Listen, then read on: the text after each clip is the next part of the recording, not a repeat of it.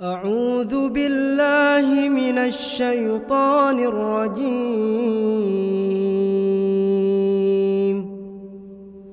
بسم الله الرحمن الرحيم.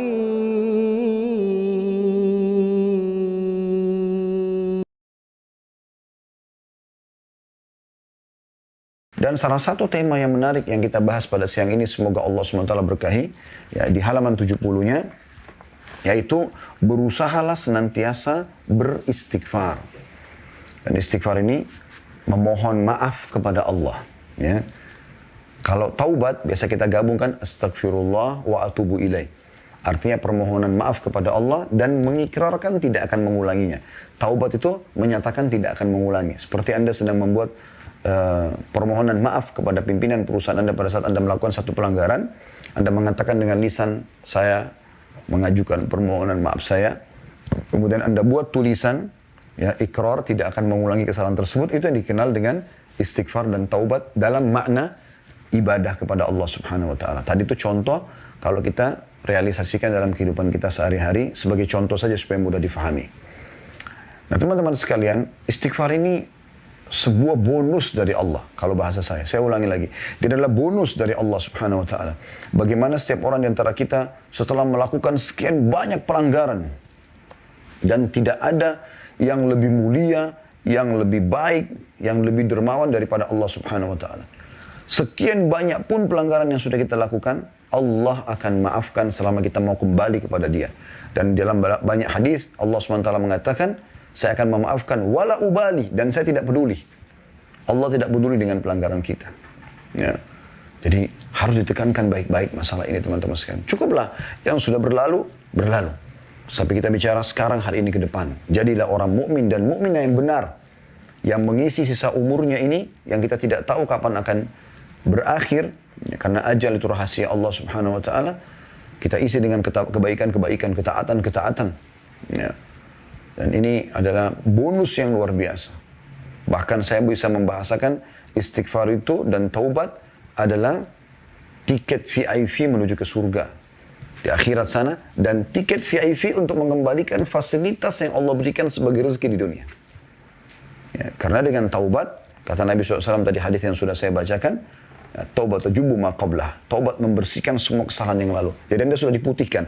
Pernah sudah diputihkan berarti fasilitas secara duniawi dari rezeki dan kebutuhan kita akan dikembalikan oleh Allah Subhanahu wa taala. Bahkan bisa ditambahkan karena kita lebih giat dalam patuh. Dan di akhirat pada saat meninggal kita masuk ke dalam surga. Lalu kenapa teman-teman kita tidak berusaha selalu istighfar? Itulah judul kita. Berusaha senantiasa istighfar. Tidak ada ruginya beristighfar itu.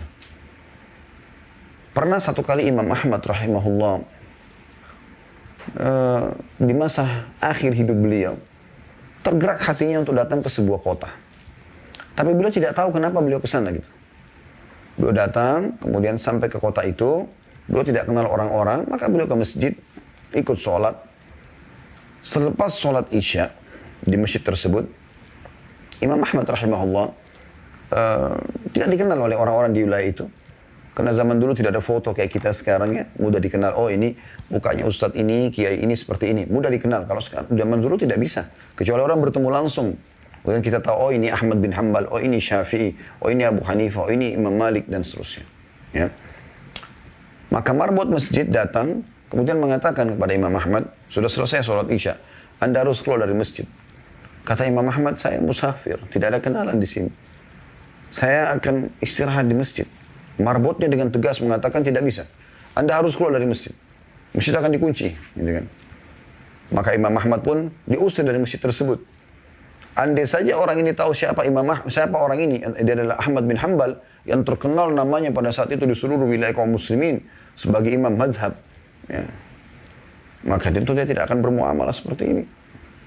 Yang terjadi teman-teman sekalian, setelah dikeluar, Imam Ahmad disuruh keluar dari masjid, Imam Ahmad istirahat di teras masjid. Orang ini masih mengatakan lagi, hai orang tua, karena Imam Ahmad sudah tua pada saat itu. Nggak boleh di sini. Kata Imam Ahmad, cuma teras masjid. Dia mengatakan tidak boleh. Nah rupanya, pembicaraan atau dialog antara Imam Ahmad sama marbot masjid ini didengar oleh seseorang penjual roti di sebelah masjid. Penjual roti di sebelah masjid.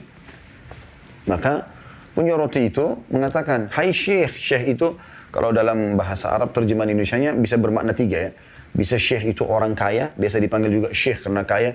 Atau orang alim, orang yang punya ilmu, syekh. Atau orang tua, yang sudah tua dipanggil syekh semuanya. Jadi tergantung kondisinya. Kalau itu seorang alim, maka maksudnya syekh adalah kepada alim tersebut. Atau kalau dia orang kaya raya juga dipanggil syekh, gitu kan, karena dia dermawan, suka membagi hartanya kepada orang. Atau memang dia orang sudah tua, ubanan, segala macam, sudah kelihatan jenggotnya putih, rambutnya putih, maka dipanggil syekh juga. Penjual roti di sebelah masjid ini melihat Imam Ahmad, dia anggap orang tua. Sudah tua, lalu dia mengatakan, hai syekh, hai orang tua. Kesinilah. Imam Ahmad pergi ke sana. Dia mengatakan, saya sudah mendengar, kata penjual roti ini, saya sudah mendengar tadi dialog Anda sama marbot masjid. Saya punya tempat di sini. Dia bilang, Anda bisa pakai istirahat, silakan. Gitu kan. Imam Ahmad mengatakan, jazakallahu khairan. Duduklah Imam Ahmad, dipisahkan satu tempat. Lalu penjual roti ini terus membuat adonan roti dan membuat roti yang jadi, ditaruh di depan dia untuk dijual gitu ya. Nah, ada satu kegiatan yang unik dari penjual roti ini. Dia setiap kali membuat adonan, tepung terigu, garamnya, airnya. Sambil itu kemudian dia bakar, panasin di api, lalu diletakkan untuk diperdagangkan kepada para pembeli. Dia beristighfar orang ini. Astagfirullah wa atubu ilaih, astagfirullah wa atubu ilaih. Terus orang itu begitu. Terus, tidak berhenti.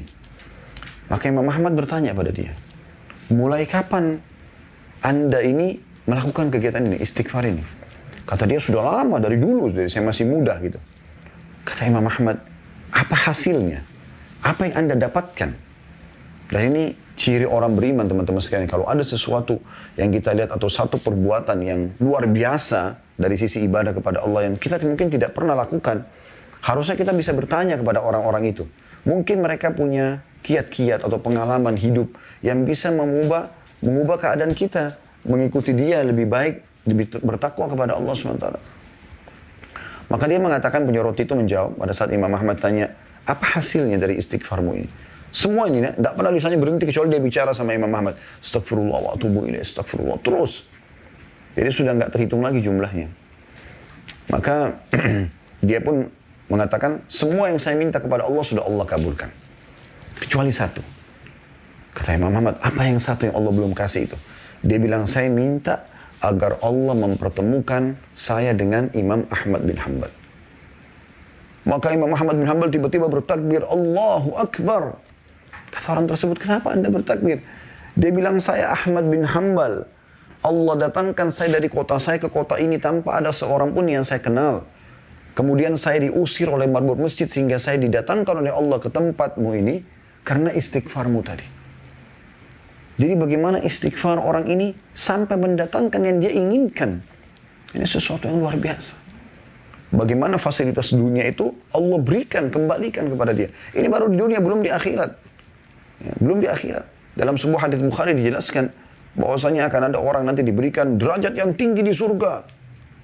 Dia sendiri tahu dia nggak mungkin sampai ke derajat itu. Dia mengatakan, dari mana wahai Tuhanku ini?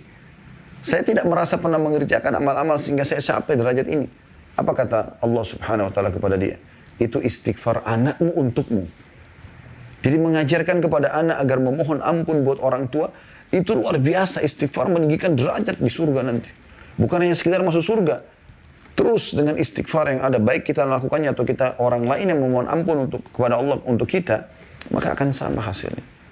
Jadi teman-teman, luar biasa yang harus diperhatikan. Dalam pembukaan kita saya ingin coba mengangkat sebagian perkataan salaf sebelum kita baca bukunya ya, tentang masalah istighfar ini. Abu Musa al-Asy'ari radhiyallahu anhu, Abu Musa al-Asy'ari radhiyallahu anhu, sahabat Nabi yang mulia berkata, dahulu kita memiliki dua penyelamat, ya, dua pelindung dari siksa Allah. Salah satunya telah pergi, yaitu keberadaan Rasulullah SAW. Selama Rasulullah ada, Allah tidak akan turunkan azabnya kepada umat ini. Dan Nabi SAW selalu dapat wahyu dari langit. Tapi Nabi SAW sekarang sudah meninggal. Dan tersisa satu di tengah-tengah kita, yaitu istighfar. Kalau istighfar juga sudah pergi, niscaya kita akan binasa. Ya? Ini statement yang luar biasa. Renungi teman-teman sekalian. Kata beliau, dahulu kita memiliki dua penyelamat dari azab. Atau kami memiliki dua penyelamat dari siksa Allah. Yang satu sudah pergi dan sisa yang satu lagi. Yang sudah pergi adalah keberadaan Rasulullah SAW dan tersisa adalah istighfar. Kalau dia pun pergi dari kita, maksudnya dari lisan kita, ya, maka kita pun akan binasa. Rabi' ibn Hutsaim rahimahullah, seorang ulama tabi'in masyhur dengan keimanannya berkata, merendahlah kalian kepada Rabb kalian. Berdoalah kepadanya di kala senggang. Karena Allah SWT berfirman dalam hadis Qudsi, Man da'ani fir rakha'i ajabtuhu fi syiddah. Siapa yang berdoa kepadaku pada saat sedang lapang, lagi sehat badannya, lagi banyak hartanya, lagi harum namanya, ya, lagi baik hubungannya dengan istri dan anak-anaknya, hidup di lingkungan yang nyaman, kendaraan tunggangan yang nyaman, dia berdoa kepada Allah pada saat itu, maka Allah akan mengijabah permintaannya pada saat dia sedang sulit. Karena kan biasanya orang kalau lagi melimpah nikmat Allah, dia malah lalai, ya. Contoh misalnya teman-teman lagi rekreasi nih, ya, keluar kota dengan keluarga. Coba Anda perhatikan, biasanya kita lalai. Kita mendapatkan hotel bintang 5, pemandangan yang indah, udara yang segar, fasilitas yang luar biasa, memukau, memuaskan jiwa. Maka biasanya orang lalai, sholatnya telat. Nggak lagi baca Quran, zikir pagi petangnya terbengkalai. Ya. Sering nggak Anda lihat pada saat lagi liburan sekolah biasanya, sebelum masa pandemi ya, kemana orang-orang tua bawa anak-anaknya? Banyak yang mengajaknya ke kolam renang, di sana terbuka aurat. Laki-laki dan perempuan. Ya. Laki-laki cuma pakai celana pendek, bahkan mirip seperti celana dalam, mohon maaf. Perempuannya cuma pakai BH dan celana dalam. Dan disaksikan oleh anak-anaknya. Mereka pun dengan jilbab besarnya si ibu, ayahnya mungkin kelihatan ada simat atau tanda-tanda iltizam, ya, ketaatan kepada Allah dari pelihara jenggot, mungkin dia pakai baju koko, pakai kopiah, misal contoh ya. Nah, ternyata dia ke sana dan pun mereka lihat, jadi lalai, gitu kan? Jadi lalai. Atau ke pinggir pantai, atau kemana saja, tempat-tempat kemaksiatan, atau keluar negeri ke negara-negara kafir, akhirnya terbengkalai, kan gitu. Makanya di saat-saat justru kita lagi puncak-puncaknya nikmat, ya, kita harus lebih kuat dalam beribadah. Harusnya pada saat kita ke puncak, ya, kalau mohon maaf teman-teman yang di luar dari Jabodetabek, mungkin yang belum pernah pun ke sini, puncak itu nama satu wilayah di Jawa Barat yang memang tempat rekreasi, biasanya orang pergi di weekend ya, di Sabtu Ahad untuk rekreasi keluarga, banyak villa-villa yang disewakan. Mungkin di setiap kota Anda juga ada itulah, ya. Maka orang kadang-kadang pergi seperti ini, lalai mereka. Harusnya kita pada saat pergi seperti itu makin bagus sholat malamnya, di udara yang sejuk, di hotel bintang 5, di pemandangan yang indah, di situ Anda berzikir, Anda bertafakur, duduk di teras hotel, Anda memikirkan penciptaan langit dan bumi. Harusnya seperti itu, ya. Bukan malah lalai. Bukan malah melakukan kemaksiatan kepada Allah SWT. Nah, ini kata kunci, kalau orang mengingat Allah, berdoa kepada Allah, di saat dia sedang senang, malah dia makin giat beribadah, maka Allah akan mengijabah permohonan dia di saat dia lagi susah, ya. Waman sa'alani a'taituhu, lanjutan hadis. Dan siapa yang memohon kepadaku, kata Allah, aku akan berikan. Mungkin ada di antara Anda yang berkata, ada permintaan saya yang belum diterima, belum diberi oleh Allah, Ustaz. Maka saya jawab, mungkin. Tetapi mayoritas permintaan Anda sudah Allah kasih. Ada yang Allah tunda, mungkin karena permintaannya tidak wajar, atau dia minta sesuatu yang wajar tapi Allah ingin menguji keimanannya sehingga ditunda beberapa saat, tapi Allah akan ijabah. Contoh mayoritas permintaan kita sudah Allah kabulkan. Bukankah setiap hari kita lapar, teman-teman sekalian? Begitu kita lapar, di hati kita terbesit saja mau makan. Tiba-tiba kita dapat makanan tuh. Kalau tidak, kita nggak mungkin hidup sampai sekarang, kan? Bukankah tiap hari kita haus? Tapi begitu kita haus, kadang-kadang cuma kita ucapkan haus nih, mata kita dan pikiran kita terarah ke satu supermarket, lalu kita beli minuman misalnya. Dan kita bebas memilih minuman yang mana kita inginkan. Lalu kita meneguk minuman yang dingin dan sejuk itu, ya, sehingga menghilangkan dahaga kita. Ya, bukankah banyak sekali ya yang lainnya, kita misalnya setiap hari ingin berpenampilan dengan penampilan yang bagus, yang membuat kita nyaman dan penilaian orang juga jadi positif kepada kita. Dan kita punya pakaian. Kalau mau dihitung teman-teman sekalian, pakaian kita dari kita masih bayi sampai kita sekarang ini. Berapapun umur Anda. Mungkin itu sudah puluhan juta, mungkin ratusan juta nilainya.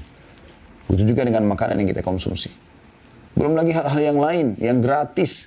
Oksigen yang kita hirup, cahaya yang ditangkap oleh mata, suara yang ditangkap oleh kuping, sehingga kita bisa dengar.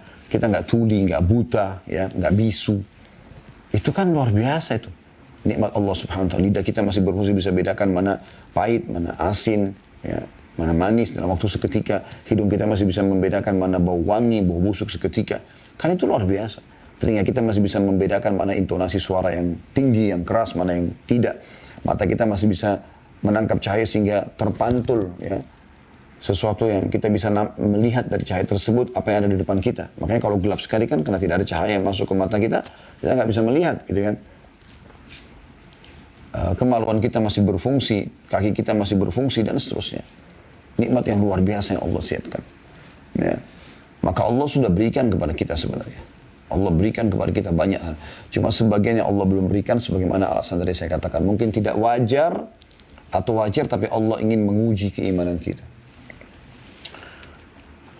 Lanjutan hadisnya, "Wa man tawadha'a li rafa'tuhu." Dan siapa yang merendah kepadaku, kata Allah SWT, maka akan meninggikan derajatnya. Merendah, bukan menghinakan diri ya, tapi merendah, mengalah. Karena Allah Subhanahu wa ta'ala. Lanjutan hadisnya, "Wa man tafarraga li rahimtuh." Siapa yang meluangkan waktu khusus untukku, maka aku akan mengasihi dia. Khusus untuk ibadah kepada Allah SWT. Lagi ada waktu khusus berdoa, berzikir, sholat, puasa, baca Quran dan seterusnya. Dan saksi bahasan kita akhir hadis, "Wa man istaghfarani ghafartu lahu." Dan siapa yang memohon ampun kepadaku, maka aku akan memaafkannya. Hadis ini, ya, hadis sahih tentunya ini ya. Tapi perkataan Rabi' ibn Husain rahimahullah ini diambil dari kitab Minhajus Shalihin halaman 951. Ini belum kita masuk ke bahasan kitab kita ya. Saya hanya ingin menghadirkan sebelum kita masuk panjang lebar ini teman-teman sekalian ke pentingnya istighfar. Kenapa tema kita ini berusaha selalu istighfar? Ibnul Jauzi berkata rahimahullah, iblis berkata, "Aku membinasakan anak cucu Adam dengan dosa." Perhatikan. Iblis membinasakan kita dengan dosa. Karena dengan dosa kita akan jauh dari Allah Subhanahu wa taala, jauh dari fasilitas yang Allah siapkan karena kita melanggar. Nabi Adam alaihissalam dikeluarkan dari surga melanggar, gitu kan? Sampai dia memohon ampun kepada Allah. Itu pun ya, butuh waktu untuk kembali lagi ke surga. Dan mereka membinasakanku, kata iblis, dengan istighfar dan la ilaha illallah. Upaya yang sangat besar dari iblis untuk menyesatkan manusia, itu seketika habis setelah dia bermaksiat 20 tahun, 30 tahun. Dia beristighfar di tahun 31-nya, ya, atau tahun 41 dari setelah dia kemaksiatan. Allah maafkan semuanya. Habis upaya iblis. Maka binasa, kata iblis. Saya binasa ini karena upaya saya semua, energi yang saya keluarkan, strategi dan segala macam habis dengan istighfar. Dan la ilaha illallah. Dengan terus bergantung memahami makna tidak ada Tuhan yang berhak disembah kecuali Allah. Lalu hanya bergantung kepada Allah. Dengan penuh keyakinan Allah itu maha kuasa, maha adil, maha baik. Ya, dan seterusnya. Dan ini statement yang luar biasa. Lalu kata beliau, iblis masih berkata, manakala aku melihat hal itu pada mereka, aku tanamkan pada mereka nafsu, ya, hawa nafsu, di mana mereka berbuat dosa tapi mereka tidak beristighfar karena mereka mengira diri mereka berbuat baik.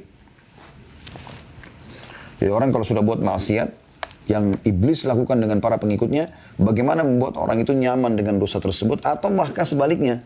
Kalau dia ahli ibadah, dia seakan-akan sudah kotor, sudah pelanggar, nggak perlu istighfar. Ini keliru. Di poin ini penting teman-teman sekalian. Setiap Anda mulai mau terjerumus dalam kemaksiatan, ingat Allah SWT. Dan kalau ada peringatan dalam hati, khawatir dan segala macam, berhenti. Jangan lagi melakukannya. Lari kepada ketaatan kepada Allah SWT. Anda yang bisa menyelamatkan diri Anda sendiri. Allah mengatakan dalam Al-Quran, A'udzubillahi minasyaitonirrajim, Innallaha la yughayyiru ma biqaumin hatta yughayyiru ma bi anfusihim. Allah tidak akan pernah mengubah nasib satu kaum sampai mereka mengubah nasibnya sendiri. Ini poin penting. Justru pada saat itu Anda beristighfar kepada Allah Subhanahu wa taala. Jangan terus melakukan kemaksiatan itu. Berhentikan. Qatadah berkata rahimahullah, perkataan yang luar biasa ini. Dia mengatakan, Al-Quran menunjuki kalian penyakit dan obat penyembuh kalian. Al-Quran menunjukkan kepada kalian tentang penyakit yang berbahaya buat kalian. Dan ada penawarnya, ada obatnya. Penyakit kalian adalah dosa. Penyakit kalian adalah dosa. Nah, kita harus paham, jadi dosa itu penyakit, racun. Berbahaya buat kita. Dosa itu untuk dipelajari dan ditinggalkan. Amal soleh dipelajari untuk diamalkan. Dan obat penyembuh kalian dari dosa tersebut adalah istighfar. Adalah istighfar. Ali radhiyallahu anhu berkata, statement yang menarik sekali dari beliau. Sahabat Nabi yang mulia.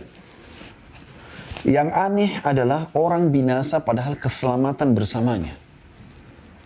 Orang tertahan fasilitas dunianya, penyakitnya nggak sembuh-sembuh, nggak dapat jodoh, nggak bisa maju-maju usahanya dan segala macam hal.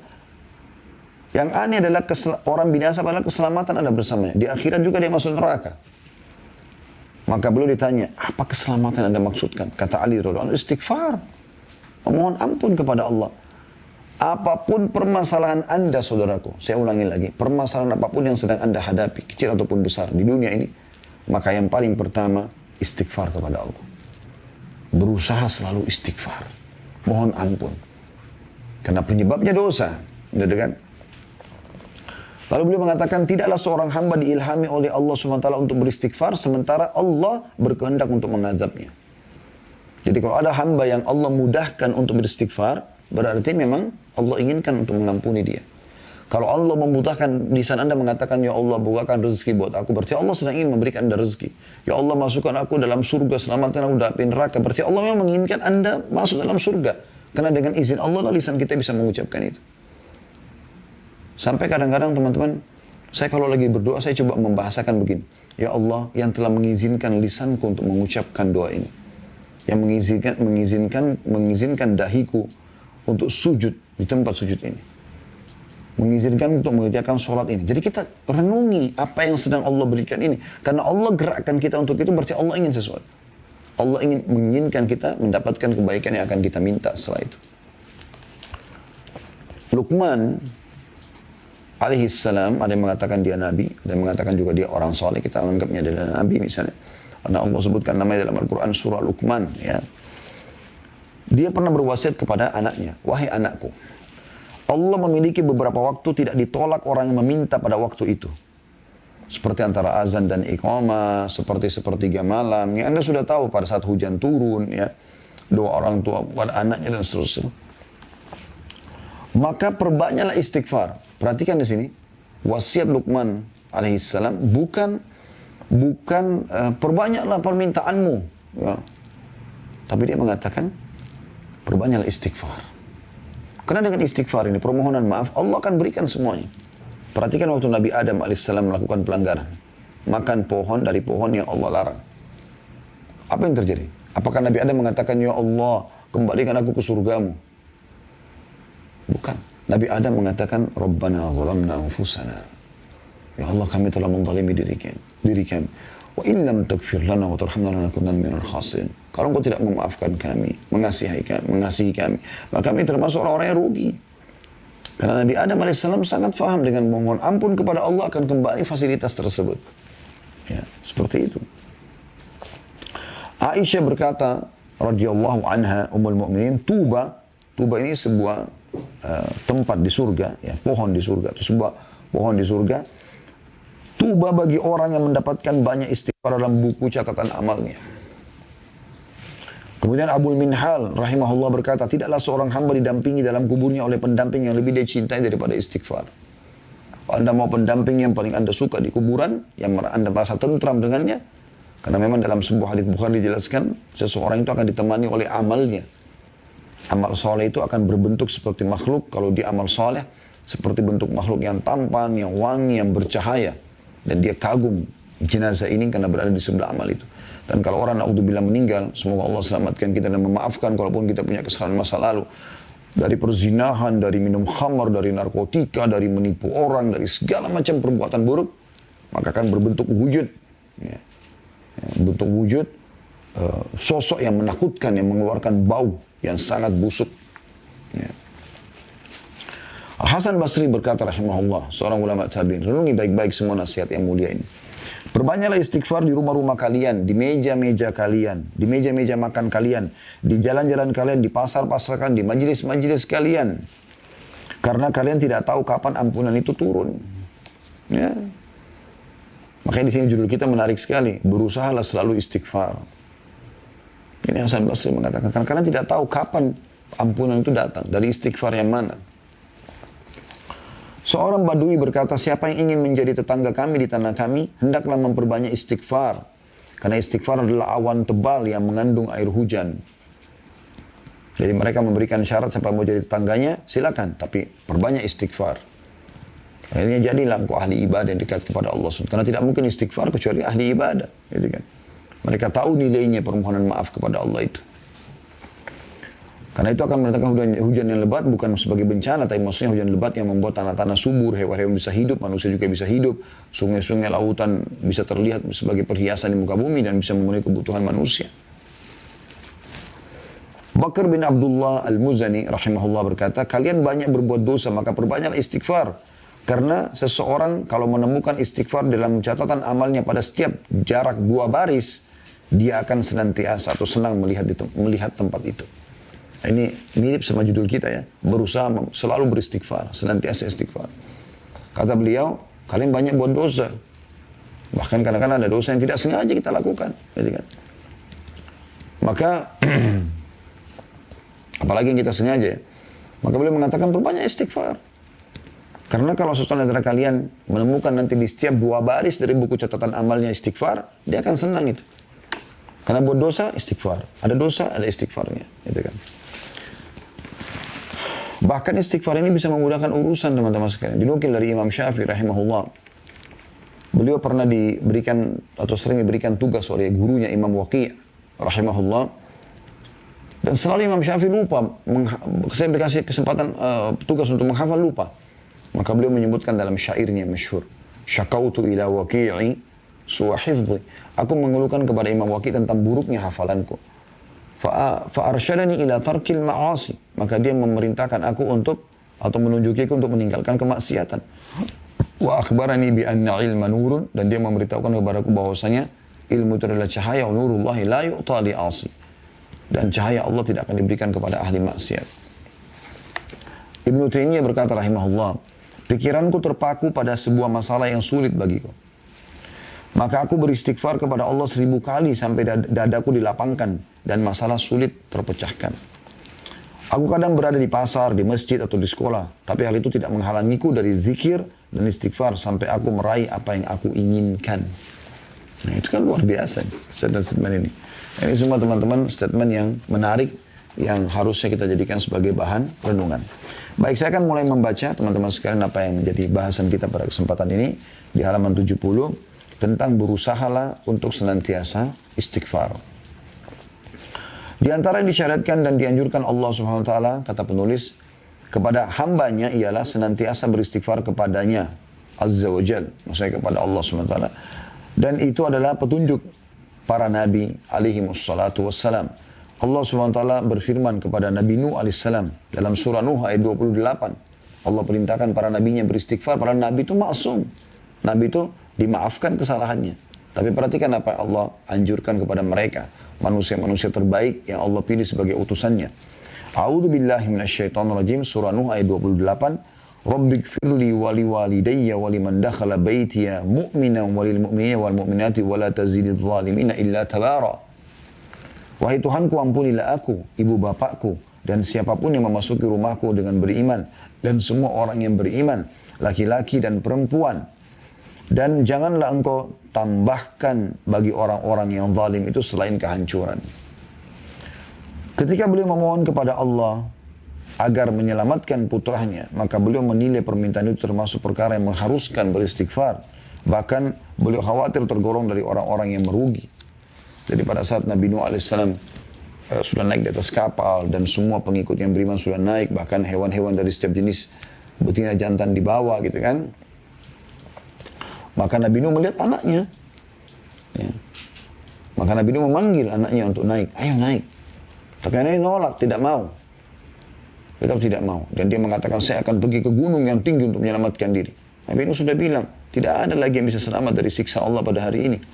Tapi karena dia tidak mau, ya, maka tenggelamlah anaknya. Depan matanya dia lihat anaknya tenggelam, mati dalam keadaan kafir.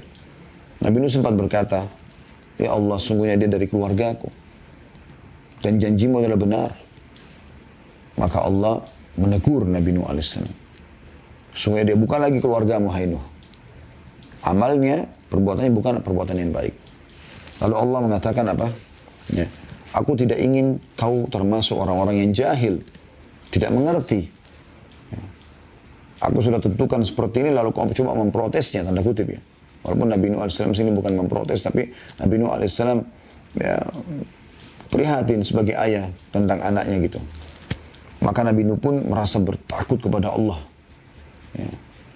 Dia mengatakan Allah Nuh dalam surah Hud ayat 47. Nabi Nuh mengatakan pada saat Allah sudah menegurnya. A'udzu billahi minasyaitonir surah Hud ayat 47. Qala rabbi inni a'udzu bika an as'alaka ma laysa li bihi 'ilm wa illa taghfir li wa tarhamni akum minal khasirin. Nabi Nuh berkata, wahai Tuhanku, sesungguhnya aku berlindung kepadamu bahwa aku memohon kepadamu sesuatu yang tidak aku ketahui. Dan sekiranya engkau tidak memberi ampun kepadaku dan tidak menaruh belas kasihan kepadaku, niscaya aku termasuk orang-orang yang merugi. Jadi Nabi Muhammad SAW pun memohon ampun atas tadi permintaan agar anaknya diselamatkan, karena anak yang meninggal dalam keadaan kafir. Nabi Musa AS juga berkata dalam surah Al-Qasas ayat 16, A'udzu billahi minasyaitonir rajim. Inni dzalamtu nafsi faghfirli faghfaralah innahu huwal ghafurur rahim. Sesungguhnya aku telah menzalimi diriku sendiri, maka ampunilah aku dengan berbuat kesalahannya. Maka dia Allah mengampuninya. Sesungguhnya Allah dialah yang maha pengampun lagi maha penyayang. Juga dalam surah Al-A'raf 151 masih kisah Nabi Musa alaihissalam. A'udzubillahi minasyaitonir rajim. Qala rabbighfirli wa li akhi wa adkhilna fi rahmatik wa anta arhamur rahimin. Dia Musa berkata, berdoa, wahai Tuhanku, ampunilah aku dan saudaraku, maksudnya Nabi Harun alaihissalatu wassalam, dan masukkanlah kami ke dalam rahmatmu, dan engkau adalah zat yang maha penyayang di antara para penyayang. Juga dalam surah Al-A'raf, masih surah yang sama, ayatnya berbeda, 155 sampai 156, ya, yang berbunyi, A'udzubillahi minasyaitonir rajim. In hiya illa fitnatuka tudillu biha man tasha' wa tahdi man tasha'. Anta waliyuna faghfir lana warhamna wa anta khairul ghafirin. Waktub lana fi hadhihi dunya hasanatan wa fil akhirah inna hudna ilaik. Waktub lana fi hadhihi dunya hasanatan wa fil akhirati inna hudna ilaik. Al-ayah. Artinya, itu tidak lain adalah cobaan darimu ya Allah. Engkau sesatkan dengan cobaan itu siapa yang engkau kehendaki, dan engkau beri petunjuk kepada siapa yang engkau kehendaki. Engkaulah pemimpin kami, maka ampunilah kami dan berilah kami rahmat, dan engkaulah sebaik-baik pemberi ampunan. Dan tetapkanlah untuk kami kebaikan di dunia ini dan di akhirat. Sesungguhnya kami kembali atau bertobat kepadamu. Ya, jadi pada saat itu Allah Subhanahu Wa Taala menguji ya, beberapa orang Bani Israel yang diajak untuk ya, bertemu dengan Allah Subhanahu Wa Taala, tapi tidak melihat Allah. Lalu mereka minta agar melihat Allah, maka Allah mematikan mereka. Maka Nabi Musa AS mengatakan, ini cobaan darimu ya Allah. Lalu kemudian beliau segera merendah. Engkau menyesatkan dan memberi petunjuk siapa yang engkau kehendaki. Engkaulah ya, wali kami, penolong kami, pelindung kami. Maka maafkanlah kami dan kasihani kami. Sungguhnya engkau sebaik-baik pemaaf.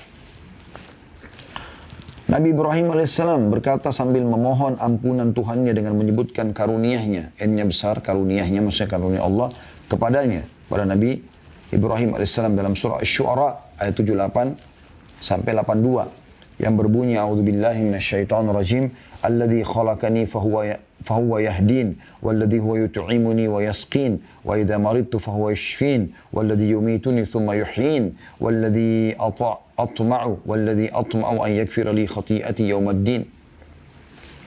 Yang telah menciptakanku Allah, ya. Maka dianya besar, katakan si Allah, yang memberikan petunjuk kepadaku, yang memberi makan dan minum kepadaku. Dan apabila aku sakit, dialah yang menyembuhkanku. Dan yang akan mematikanku, kemudian akan menghidupkanku kembali. Dan yang sangat kuinginkan akan mengampuni kesalahanku pada hari pembalasan nanti. Juga Nabi Ibrahim alaihissalam mengatakan dalam surah Ibrahim ayat 41, A'udzu billahi minasyaitonir rajim. Rabbana ighfir lana wa liwalidayya Rabbana ighfir lana wa liwalidayya. Ya. Saya ulangi. Rabbana ighfirli wa liwalidayya wa lil mu'minina yauma yaqumul hisab. Ya. Wahai Tuhan kami, berilah ampun bagiku dan bagi kedua ibu bapakku dan bagi sekalian orang-orang mukmin pada hari terjadinya hisab nanti atau hari kiamat. Kata beliau, setiap muslim yang membaca ayat-ayat ini akan bertanya-tanya kesalahan apakah yang telah dilakukan oleh Khalilullah tersebut, Nabi Ibrahim alaihissalam. Dan dosa-dosa apa yang dilakukan oleh para nabinya. Semoga salawat dan salam tercurah kepada mereka semua. Adapun Nabi kita, Nabi Muhammad SAW mempunyai perkara yang sangat agung dalam hubungannya dengan istighfar yang akan kita bicarakan nanti. Ya. Jadi artinya maksudnya para nabi-nabi tersebut, dosa apa yang mereka lakukan? Sampai mereka memohon-mohon ampun begini kepada Allah. Apalagi kita manusia biasa yang bukan nabi, yang jelas-jelas melakukan kemaksiatan, gitu kan? Maka kita butuh istighfar, itu maksudnya. Ada sebuah subjudul di sini, situasi dan kondisi untuk istighfar. Istighfar adalah memohon ampun kepada Allah serta mengakui dosa dan kekurangan. Istighfar ini disyariatkan dalam situasi dan kondisi sebagai berikut. Yang pertama, ketika melakukan dosa, segera istighfar. Inilah saatnya yang paling penting. Ini berarti pengakuan terhadap dosa. Anda bertaubat atau kembali kepada Allah. Dan permohonan kepada Allah agar dia-nya besar kata ganti Allah, menghapuskan bekas dosa dan membersihkan kotorannya. Ketika Adam AS bermaksiat kepada Tuhannya, dia beserta istrinya mengatakan dalam surah Al-A'raf ayat 23, A'udzu billahi minasyaitonir rajim. Qala rabbana zalamna anfusana wa in lam taghfir lana wa tarhamna lanakunanna minal khasirin. Mereka berdua berkata, Adam dan Hawa alaihi wassalatu wassalam, wahai Tuhan kami tidak menganiaya diri kami sendiri. Kami telah menganiaya diri kami sendiri. Dan jika engkau tidak mengampuni kami dan memberikan rahmat kepada kami, niscaya kami benar-benar termasuk orang-orang yang merugi. Sudah kita jelaskan tadi ya, kenapa Nabi Adam AS memohon ampun seperti ini. Ketika Musa membunuh seseorang yang tidak diperintahkan untuk membunuhnya, beliau berdoa, Rabbi inni zalamtu nafsi faghfirli. Tuhanku, sungguhnya aku telah menzalimi diri sendiri, maka ampunilah aku. Surah Al-Qasas ayat 6. Ketika pergi dalam keadaan marah dan meninggalkan kaumnya, karena kaumnya di wilayah Nainawah, namanya di wilayah Irak, tidak mau beriman kepada dia dan masih menyembah patung-patung, ya, dewa-dewa dan seterusnya. Maka Allah pun menghukum Nabi Yunus AS dengan memasukkannya ke dalam mulut ikan paus. Dimasukkan ke situ sebagai hukuman. Harusnya para nabi-nabi tidak boleh meninggalkan lokasi dakwanya walaupun sampai dibunuh, kecuali ada perintah Allah SWT. Nabi Yunus hanya kena jengkel pada kaumnya sambil mohon kepada Allah diberikan petunjuk, ditunjukkan tempat yang lain untuk berdakwah. Allah tidak turunkan firman-Nya, tapi Nabi Yunus AS berijtihad, pergi sendiri. Maka dia pun mengatakan di dalam perut ikan tersebut, La ilaha illa anta subhanaka inni kuntu minadh dhalimin. Tidak ada Tuhan yang berhak disembah kecuali engkau, maha suci engkau, sungguhnya aku termasuk orang-orang zalim. Surah Al-Anbiya ayat 87. Jadi dia memohon ampun. Allah juga berfirman dalam surah An-Nisa 110 yang bunyinya, A'udzubillahi minasyaitonir rajim, wa may ya'mal su'an aw yadhlim nafsahu thumma yastaghfirillah yajidillah ghafurar rahima. Barang siapa yang berbuat keburukan, kemaksiatan dan menganiaya dirinya, kemudian dia memohon ampunan kepada Allah, niscaya dia akan mendapatkan Allah Maha Pengampun lagi Maha Penyayang. Jadi siapapun berbuat dosa, sebesar apapun, sebanyak apapun dia melakukannya, selama dia mau istighfar dan bertobat kepada Allah, tentu yang tulus ya, bukan hanya istighfar, ya sudahlah Ustaz kan tadi bilang istighfar, astagfirullah, tapi dia tidak niat dalam hatinya, maka ini berbeda, tidak masuk. Orang harus memohon ampun, istighfar kepada Allah, memang menyesali perbuatannya gitu kan, maka dia akan mendapatkan Allah Maha Pengampun lagi Maha Penyayang. Juga dalam surah Al-Imran ayat 135 Allah mengingatkan pada saat orang mau terjerumus dalam dosa, kemudian dia ingat Allah, lalu dia beristighfar, itu Allah maafkan. Pada saat kita mau melakukan satu perbuatan dosa, lalu kita merasa khawatir, takut, segala macam, itu adalah sebuah karunia yang luar biasa. Allah sebutkan dalam surah Al-Imran 135, A'udzubillahi minasyaitonir rajim, walladzina idza fa'alu fahishatan aw zalamu anfusahum dzakarullaha fastaghfiru lidzunubihim wa may yaghfiru dzunuba illallah. Dan orang-orang yang apabila mengerjakan perbuatan keji atau menzalimi diri mereka sendiri, mereka segera berzikir, mengingat, menyebut Allah. Lalu memohon ampun atas dosa-dosa mereka. Dan siapa lagi yang dapat mengampuni dosa selain Allah? Jadi pada saat Anda mau berzina, Anda mau berbohong, Anda melakukan perbuatan batil, ada rasa khawatir, segera tangkap rasa khawatir dari Allah SWT. Astagfirullah wa atubu ilaih. Ya memang saya melakukan, ya memang saya tidak mau lakukan ini. Misalnya. Ya. Perbuatan zina maksudnya, tidak mau melakukannya. Atau dia melakukan kebohongan, iya memang saya melakukannya. Dia jujur. Gitu ya. Karena takut hanya kepada Allah SWT. Rasulullah SAW bersabda kepada Aisyah radhiyallahu anha, "Ya Aisyah, in kunti al-mamti bi dzambin fastaghfirillah, fa inna at-taubata min adz-dzambi nadamu wal istighfar." Wahai Aisyah, jika kamu telah melakukan dosa, memohon ampunlah kepada Allah, sebab sesungguhnya taubat dari dosa adalah penyesalan dan beristighfar. Hadis riwayat Ahmad, jilid 6 halaman 264. Ya. Dari hadis ini kita akan coba membaca beberapa hadis-hadis ya setelahnya yang menjelaskan kepada kita tentang anjuran untuk beristighfar pada saat sedang melakukan perbuatan dosa ya. Kemudian beliau mengangkat lagi hadis yang lain. Hadis Abu Hurairah radhiyallahu anhu disebutkan bahwa Rasulullah SAW bersabda, "Innal 'abda idza akhta'a khati'atan nukitat fi qalbi nuqtatun sauda, fa idza huwa naza'a wastaghfara wa taba suqila qalbu wa in 'ada zida fiha hatta ta'lu 'ala qalbihi wa huwa ar-rannu alladhi dzakara Allah kalla barrana 'ala qulubihim ma kanu yaksibun." Surah Al-Mutaffifin ayat 14. Terjemahan hadis ini, sesungguhnya kata Nabi SAW, seorang hamba melakukan satu kesalahan atau dosa, maka dalam hatinya terbentuk satu bercak hitam. Dosa itu luar biasa. Berhentikan fasilitas, menggelapkan hati, yang merupakan mahkota daripada tubuh ini. Gitu kan.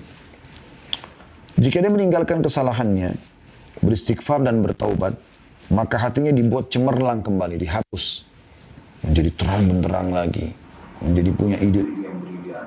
Semuanya kebaikan yang dia terlintas di hatinya. Gitu kan. Dari kejujuran, dari tanggung jawab, dari amanah, dari sedekah, dan seterusnya. Namun, kata Nabi SAW, jika dia melakukan dosa, dia malah dari dosa ke dosa lagi. Dari dosa ke dosa terus. Bukannya bertaubat, maka bercak hitam itu dibuat semakin bertambah, sehingga menutupi hatinya. Dan itulah makna ar-ran yang Allah sebutkan dalam surah Al-Mutaffifin. Ya. Kalla barran. Ya. Sekali-kali tidak, bahkan apa yang mereka kerjakan itu telah menutupi hati mereka. Dari maksudnya menutupi hati itu menjadi keras hatinya. Bahkan dalam ayat Al-Quran yang lain Allah mengatakan, au asyaddu kaswah, lebih keras daripada batu. Karena sudah luar biasa, dari dosa ke dosa bahkan dianggap seperti permainan saja. Orang seperti ini subhanallah mau bencana alam, mau ada teman di sebelahnya lagi naik mobil bersama tabrakan, mati depan matanya, pecah kepalanya, keluar, tidak tersentuh sama sekali. Orang beriman itu sedikit aja. Sedikit aja tanda-tanda yang kelihatan depan matanya dan dia khawatir, maka dia langsung kembali kepada Allah. Nabi Muhammad SAW dikatakan dalam riwayat yang sahih, kalau melihat ada gumpalan awan hitam, ya, beliau gelisah, bolak-balik. Sampai pasti turun air hujan yang sejuk, yang benar, baru beliau tenang. Beliau khawatir jangan sampai gumpalan asap itu justru siksaan Allah yang datang. Begitu orang beriman, pekahnya, hati-hatinya gitu. Bahkan sebagian salafus salih mengatakan, aku tahu aku punya dosa pada saat aku melihat perubahan sikap dari pasangan hidupku. Suami ataupun istri. Ya. Tungganganku. Bahkan tikus yang masuk ke dalam rumahku. Teman-teman tahu, coba renungi ya. Tafsir surah Saba. Surah nomor 34 tentang negeri Saba. Ayat 15-nya, seingat saya ayat 15 itu. Yang menceritakan tentang bagaimana Allah menjadikan mereka sebagai tanda-tanda kebesaran. Dalam buku Fathul Qadir, ya, disebutkan di tafsir ayat ini bahwasanya saking patuhnya penduduk Sabak pada saat itu, ya Allah jadikan tanda-tanda kebesaran. Allah mengatakan baldatun thayyibatun wa rabbun ghafur, ya, negeri yang makmur, yang tentram, yang nyaman, ya. Itu dan Tuhannya Maha Pengampun. Dikatakan saking makmurnya pada saat itu mereka tidak punya hewan-hewan yang membahayakan buat mereka. Lalat, nyamuk, kutu, kalajengking dan yang lainnya. Maka dinukil juga bahwasanya ya, seorang wanita kalau mau manen buah, dia cuma menaruh keranjang di atas kepalanya, kemudian dia jalan di bawah pohon. Dia jalan di bawah pohon, maka buah-buah itu jatuh sendiri sampai memenuhi keranjangnya. Saking luar biasanya.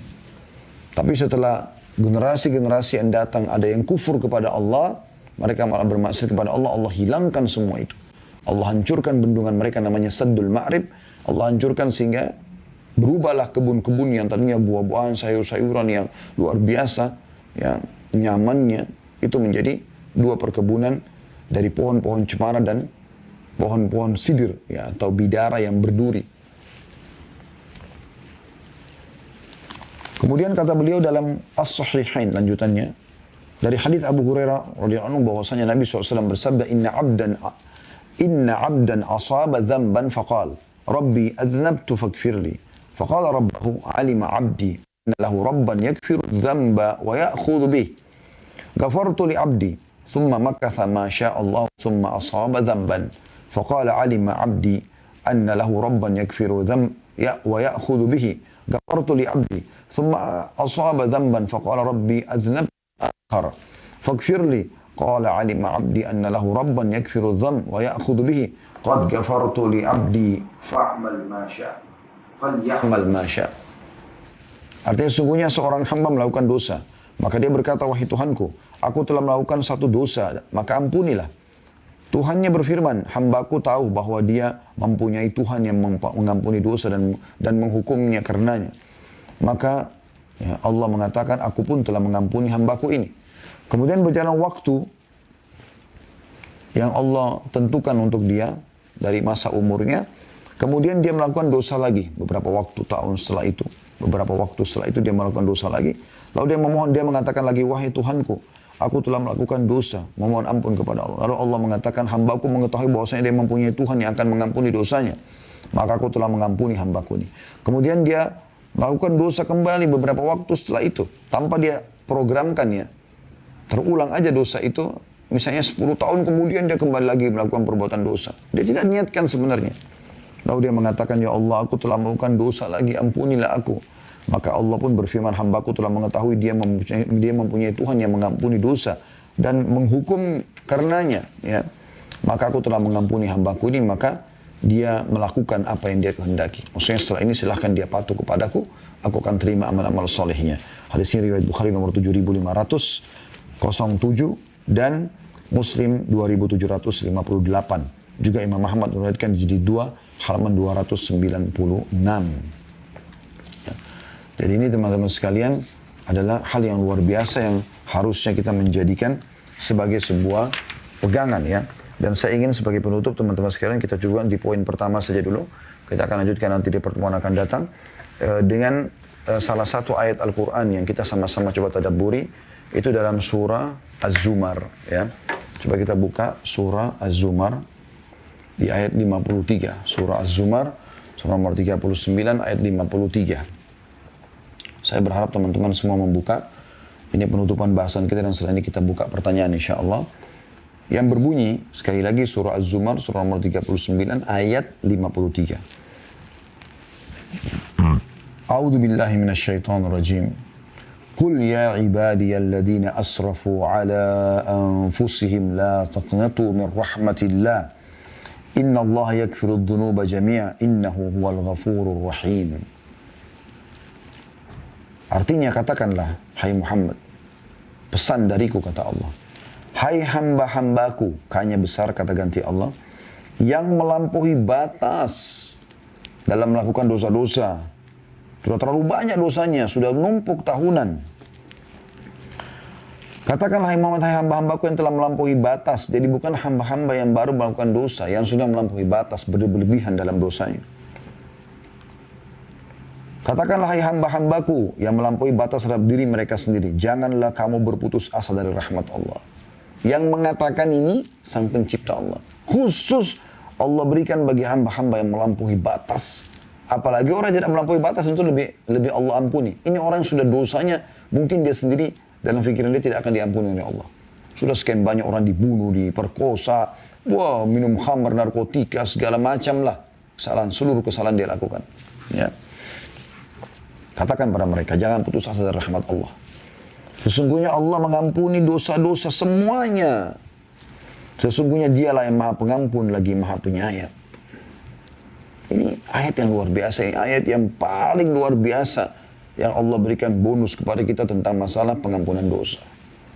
Bagi orang yang melampaui batas, dosanya sudah terlalu banyak, tahunan, numpuk-numpuk, tidak ada kata terlambat. Selama Anda masih hidup, lakukan kebaikan. Ya, istighfar kepada Allah Subhanahu wa taala, Allah akan membuka pintu-pintu kebaikan buat Anda. Dan itu Allah jelaskan di ayat selanjutnya 54-nya kita tambahkan ayat ini. Wa anibu ila rabbikum wa aslimu lahu min qabli an ya'tiyakumul adzabu thumma la tunsarun. Dan kembalilah kamu kepada Tuhanmu. Segera taat setelah itu. Walaupun sisa sehari umurmu enggak masalah. Dan berserah dirilah kepadanya. N-nya besar kata ganti Allah. Sebelum datang azab kepadamu kemudian kamu tidak dapat ditolong lagi. Sebelum datang itu semua. Peringatan-peringatan dari Allah Subhanahu wa taala. Tadabburi ayat-ayat ini teman-teman sekalian. Lihat lagi ayat setelahnya 55. Wattabi'u ahsana ma unzila ilaikum min rabbikum min qabli an ya'tiyakumul 'adzabu baghtatan wa antum la tash'urun. Ikutilah sebaik-baik apa yang telah diturunkan kepadamu dari Tuhanmu, Al-Qur'an dan Sunnah. Panduan-panduan itu beramal saleh, tobat dari dosa-dosa. Sebelum datang azab kepadamu dengan tiba-tiba sedangkan kamu tidak menyadarinya. Lagi di diskotik, lagi di bar, lagi nyanyi-nyanyi di karaoke, mati. Ya. Sebelum datang itu. Lalu kemudian ayat 56-nya Allah mengatakan, orang-orang yang tidak sempat taubat ini, antakula nafsun ya hasrata ala ma farrattu fi jambillahi wa in kuntu laminas sakhirin. Pada saat itu dia akan mengatakan, amat besar penyesalanku atas kelalaianku dalam menunaikan kewajiban terhadap Allah. Sedangkan aku sesungguhnya termasuk orang-orang yang mengolok-olok agama Allah. Ya. Jadi ini luar biasa peringatan dari Allah SWT. Tadabbur ayat ini penting teman-teman sekalian. Bagaimana Allah SWT mengingatkan kepada kita agar berhati-hati. Ya.